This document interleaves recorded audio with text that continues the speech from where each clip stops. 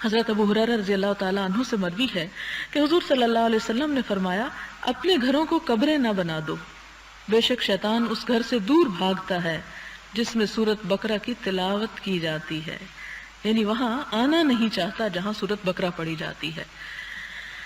حضرت ابی بن کعب رضی اللہ تعالیٰ عنہ سے مروی ہے، فرماتے ہیں کہ حضور صلی اللہ علیہ وسلم نے فرمایا اے ابو منذر، کیا تمہیں معلوم ہے کہ تیرے پاس قرآن حکیم کی جو آیات ہیں ان میں سے عظیم ترین آیت کون سی ہے؟ میں نے عرض کیا اللہ لا الہ الا هو الحی القیوم، یعنی آیت الکرسی۔ آپ نے میرے سینے پر ہاتھ مارا اور فرمایا اے ابو المنذر، تمہیں علم مبارک ہو، یعنی تم جاننے والے لوگوں میں سے ہو۔ حضرت ابو ہریرہ رضی اللہ تعالیٰ عنہ سے مروی ہے، فرمایا حضور صلی اللہ علیہ وسلم نے مجھے زکوٰۃ رمضان یعنی صدقہ فطر کی حفاظت پر مقرر فرمایا۔ کوئی آنے والا میرے پاس آیا اور وہ کھانے سے کچھ اٹھانے لگا تو میں نے اس کو پکڑ لیا اور کہا میں تجھے حضور صلی اللہ علیہ وسلم کی خدمت میں پیش کروں گا۔ اس نے کہا میں ضرورت مند آدمی ہوں، مجھ پر اہل و عیال کا بوجھ ہے، میں بڑا محتاج ہوں، تو میں نے اسے چھوڑ دیا۔ صبح ہوئی تو حضور صلی اللہ علیہ وسلم نے فرمایا اے ابو ہریرہ، آج رات تمہارے قیدی نے کیا کیا، یعنی وحی کے ذریعے آپ کو بھی خبر دے دی گئی۔ میں نے عرض کیا یا رسول اللہ صلی اللہ علیہ وسلم، اس نے حاجت مندی اور اہل و عیال کا شکوہ کیا تو میں نے اس پر رحم کرتے ہوئے اسے چھوڑ دیا۔ آپ نے فرمایا اس نے تمہارے سامنے جھوٹ بولا، آج وہ پھر آئے گا، مجھے یقین ہے کہ وہ ضرور آئے گا، کیونکہ حضور صلی اللہ علیہ وسلم نے یہ فرمایا تھا، بس میں اس کی طاق میں رہا۔ وہ آیا اور کھانا اٹھانے لگا تو میں نے کہا میں ضرور تجھے حضور کی خدمت میں پیش کروں گا۔ اس نے کہا مجھے چھوڑ دو، میں محتاج اور عیالدار ہوں، پھر نہیں آؤں گا، بس میں نے اس پر رحم کرتے ہوئے اس کو چھوڑ دیا۔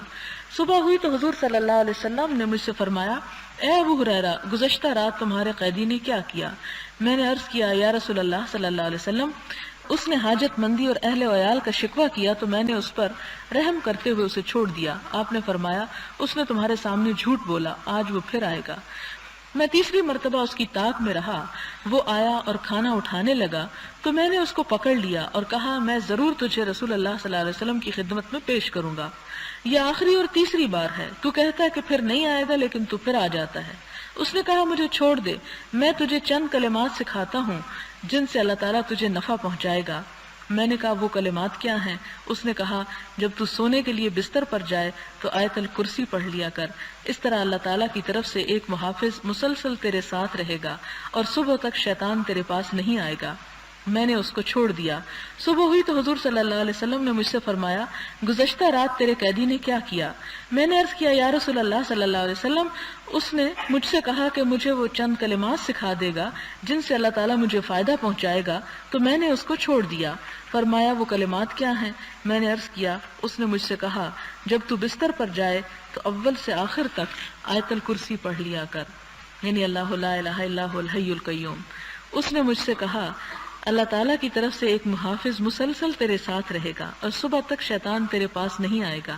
حضور صلی اللہ علیہ وسلم نے فرمایا اس نے تجھ سے سچ کہا ہے حالانکہ وہ بڑا جھوٹا ہے۔ اے ابو ہریرہ، تجھے معلوم ہے کہ وہ کون تھا جس سے تو 3 دن تک باتیں کرتا رہا؟ میں نے عرض کیا نہیں۔ فرمایا وہ شیطان تھا۔